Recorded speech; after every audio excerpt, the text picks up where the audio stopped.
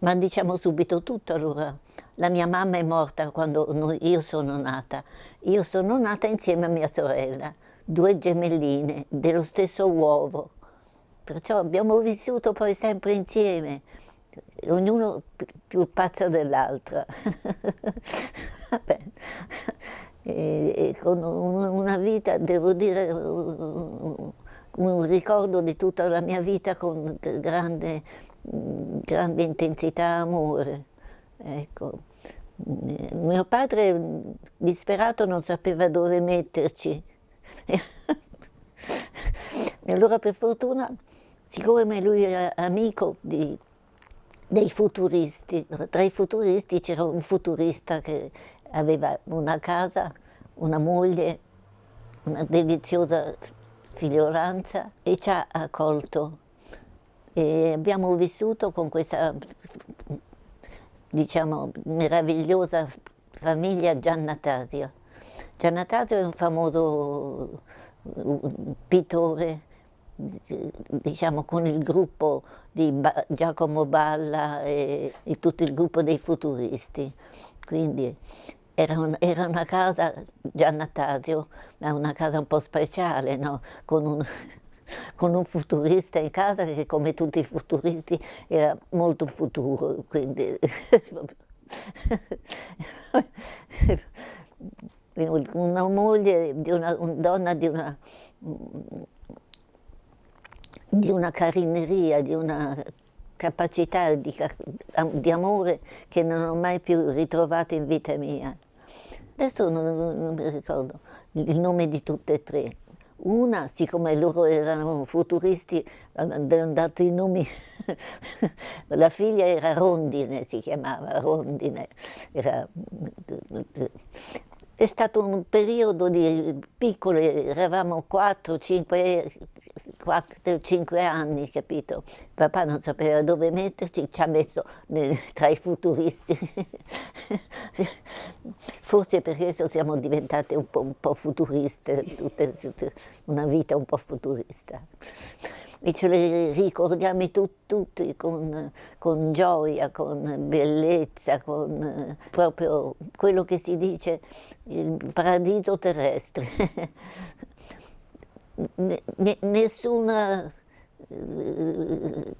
Nessuna storia di madre cattiva, nessuna storia di origine, nessun bisogno di dare ordini, nessun bisogno di essere ordinati. Insomma, la famiglia di un pittore intelligente. Papà era insieme a questo pittore, tutto amico, e viveva a Napoli, ma scappava sempre la domenica a Roma per stare con questi amici futuristi. Papà ci voleva un gran bene a tutte e due ed è stato, diciamo, una fonte di grande calore e bellezza, devo dire. Ecco. E poi c'è stato il grande dramma che abbiamo dovuto lasciare questa famiglia dove stavamo bene, perché c'erano altre 3 sorelline, tutte pazze, tutte come noi, tutti pazzi, tutta una famiglia di pazzi, quindi molto divertente tutta. Non ricordo mai nemmeno una sgridata, nemmeno un non far così, non far cosà. Niente, non ho un ricordo, solo pace e amore. Una casa futurista di pace e di amore, veramente. Quindi questa è stata la mia. E qui poi è venuto il dramma, che non so mai saputo per quale ragione abbiamo dovuto lasciare la casa, però, diciamo, per fortuna abbiamo avuto la fortuna di trovare un'altra casa, altrettanto, diciamo, importante, e che finirà per essere la casa importante della nostra vita, che era la casa, la sorella di papà, zia.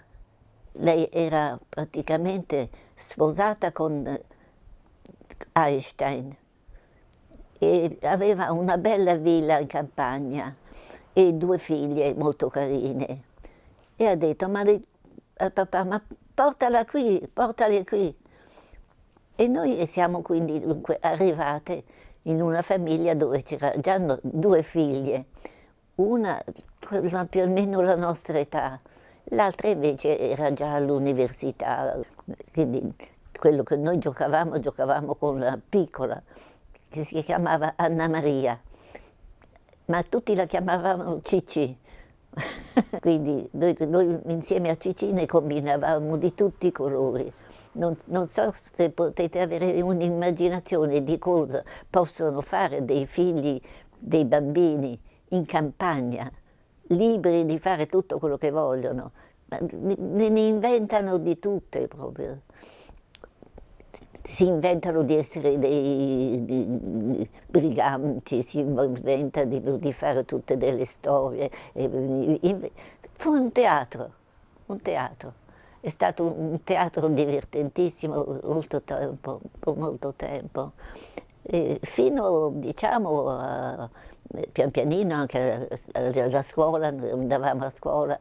Dalla campagna andavamo sempre con l'autobus a scuola a Firenze, fino al ginnasio e poi fino al liceo. Abbiamo sempre fatto questo su e giù, ecco. Anche se poi, diciamo, invece, quando non c'era raggiunto l'inverno, di 2 mesi d'inverno, vivevamo a Firenze. Questa Firenze meravigliosa, questo ricordo di una finestra che dà su una bellezza, il fiume, e poi c'è il ponte vecchio, un ponte con tutte casette sopra e attraversa l'Arno. L'Arno è stato un amico prezioso per la nostra vita. Anzi, non so nemmeno se è un fiume o solo l'Arno era l'Arno. E qui abbiamo questo quando eravamo a Firenze. Arrivavamo a Firenze e frequentavamo anche la chiesa protestante. Cioè a un certo punto papà disse che vivevamo troppo senza chiese, perché ci eravamo inventati tutta una religione nostra. Allora papà spaventato ha detto ma qui ci vuole una costruzione fondamentale. Ed è stata una bella cosa perché ci ha messo in contatto con una persona, dire straordinaria e dir poco. Il pastore Vinai. Per parlare dell'arte, per noi la parola arte non esisteva, esistevano solo gli scarabocchi che facevamo sulla carta. E per fortuna ci davano sempre molta carta e molte penne, per cui abbiamo fin da piccole fatto addirittura un giornalino. Avevamo costruito il giornalino con tutte le storie, soprattutto con la presa in giro dei grandi. In questo giornalino si vedeva lo zio che andava, diciamo, davanti al bove che gli dava una piccola botta col bastone, così, insomma, prendevamo in giro anche la famiglia. Ed era un giornale, naturalmente questo giornalino aveva fatto furore, i genitori lo leggevano a tutti e anche a tutti gli amici che venivano leggevano. Era la presa in giro dalla famiglia veramente, però con affettuosità, ecco. Che ridere. Poi diciamo, nostro padre, diciamo, lui lavorava a Napoli e veniva ogni tanto a trovarci, ecco. E allora dovevamo sempre scrivere la lettera al papà, no, che era una cosa, insomma, un obbligo così. Però per fortuna si risolveva con una fioritura di disegni. È stato un momento di divertimento, di gioia, direi di felicità. Dice, il bambino eravamo felici, poi giocavamo a calcio, abbiamo avuto una organizzazione con tutti i bambini, i bambini così dei contadini, no? Avevamo fatto un calcio noi, tutto. E c'era un nome poi, Meazza, ognuno voleva essere Meazza, ognuno diceva io sono Meazza adesso, e giocavamo a calcio, eccetera. C'era una forma di creatività leggera, divertente, amorevole, un paradiso terrestre, diciamo, un ricordo di un paradiso proprio, con un bisogno proprio di ringraziamento a questi genitori, da mamma, diciamo, che si chiamava Nina, e Roberto, che era Roberto Einstein. Come ci hanno lasciato libri, libri, ma contemporaneamente sempre con una legge di amore, diciamo, quindi c'è stato questo buon rapporto tra la famiglia. Devo dire che loro erano molto contenti, tutto sommato, di aver accolto questi due gemelline, perché avevano creato un po' di subbuglio. Quindi nessun problema di gelosia, nessun problema, anzi, tutt'altro. È stata una rivalizzazione, un aiuto, insomma, ecco. L'altra figlia della zia Nina e di Robert si chiamava Luce, e tutte e due sono morte fucilate insieme a tutta la famiglia. La tragedia viene nel fiore della gioia. Veramente, quando eravamo arrivate proprio a gioire della vita, delle cose, in una sera in cui invece solo noi due siamo potute uscire dalla stanza del dramma. È stata una cosa incredibile, non credibile. E questi bambini, noi abbiamo sentito gli spari, è stata chiamata soltanto la famiglia, la cuginetta. I nazisti hanno chiamato la cuginetta per fucilare tutta la famiglia. E noi due non siamo state fucilate. Perché? Perché non eravamo Einstein, non eravamo ebrei. Questo è il dramma terrificante. Non posso dirvi cosa si può sentire quando si esce da una stanza e si sentono gli spari, che spari e sai che stanno sparando la tua famiglia. Da lì è nato una nuova vita, è stata la fine di un mondo, la fine del mondo. Per fortuna, appunto, in quel punto è venuto il nostro aiuto Vinai, che ci ha preso proprio quasi come delle figlioline, ci ha portato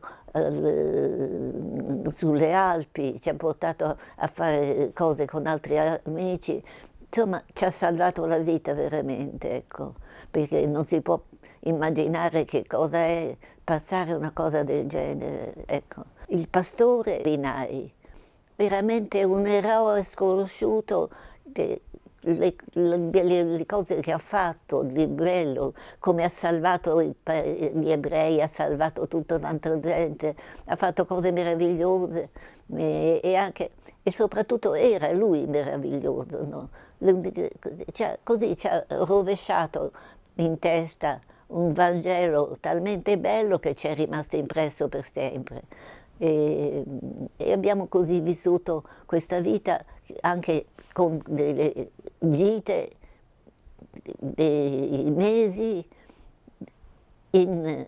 nelle valli valdesi. E lì costruivamo, abbiamo messo la prima pietra per costruire un posto che si chiamava Agape, pace nel mondo. Ecco, e io ho messo la prima pietrina di questo, che adesso invece è un luogo di incontro internazionale, molto bello, molto interessante. Qui devo dire che questo personaggio di Novinai è stato un personaggio come si potrebbe leggere in un libro, in un romanzo, fantastico, un uomo che trascinava veramente, con gioia e con il Vangelo in mano. Ci voleva proprio un uomo grande, di grande fiducia, di grande fede, no? Per poter ritrovare il sorriso, ritrovare la capacità di vivere dopo una cosa simile. E questa, certamente la cosa fondamentale è questa: la vita non è più come prima, è soltanto una ricerca profonda di quello che può essere veramente la verità. La fine della cattiveria. Niente giudizi, niente punizioni. Ma ogni tanto mi dicevano: ma tu non hai bisogno di vedere impiccato quello che ha ucciso i tuoi... Io non ho bisogno di vedere impiccato, questo no. Credo che quello che dobbiamo metterci davanti alla strada è soltanto l'amore.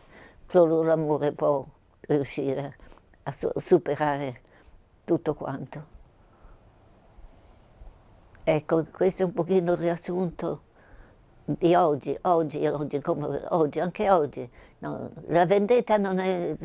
Anche la giustizia non basta, non serve una giustizia, serve il cambiamento totale, serve una nuova vita, una nuova cosa.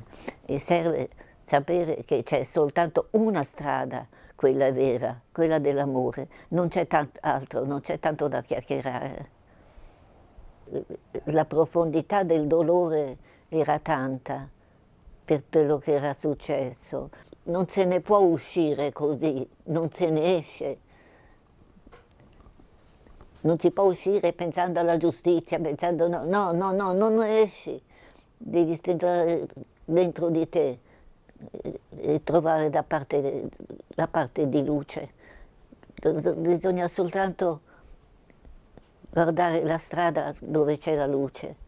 E qui mi ha salvato un uomo che mi ha fatto, diciamo, una psicanalisi.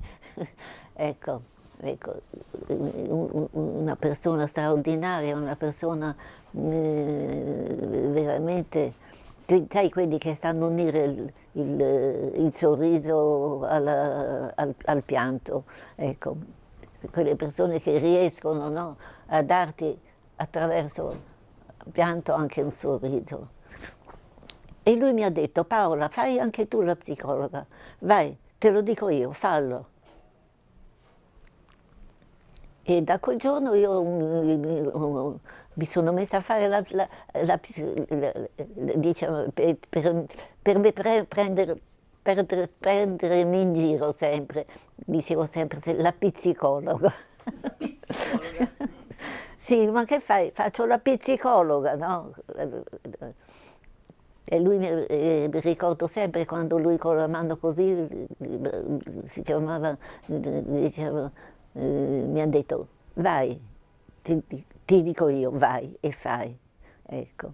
E allora io mi sono messa ad andare a fare, ecco, e ho visto che questo lavoro non è un lavoro, è uno scambio,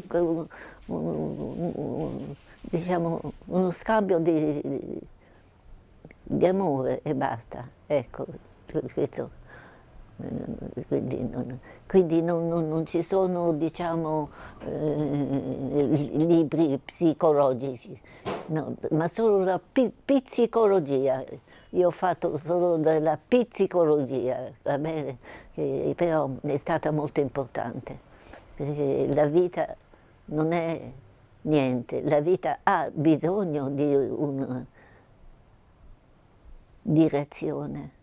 Tu poi, diciamo, se sei San Francesco hai una direzione, no? Se sei un'altra persona, Hitler hai un'altra direzione, no? Ognuno ha una sua direzione, no? Quindi, diciamo, la direzione è capire dove tu puoi mettere tutte le tue energie per farle fiorire. Io non seguo i criteri, diciamo, di una terapia seria. La mia terapia non è seria, al contrario della serietà. Quindi non posso, diciamo, mettermi tra quelli che insegnano terapia, quelli che fanno. Io mi sono in un mondo diverso e ho trovato una mia strada per uscire dalla disperazione e dall'odio, perché si può odiare e questa è la malattia più terribile, liberarsi dall'odio, dalla vendetta, dal bisogno di vendicarsi in modo altrettanto terribile, no? Quelli che, sai, la vendetta così adesso impicchiamo tutti, no, bisogna proseguire guardando alla vita. Ecco, per me il mio eroe è San Francesco. Lui, una persona che ama gli uccellini, una persona che ama il lupo, una persona che parla col lupo, ecco, per me questo è, diciamo, questa è la vita. La vita è amore, tu ama e vai avanti. Non puoi amare gli altri se non ami te stessa. Non puoi amarli gli altri, devi amare te stessa. E quando hai amato te stessa, ami gli altri.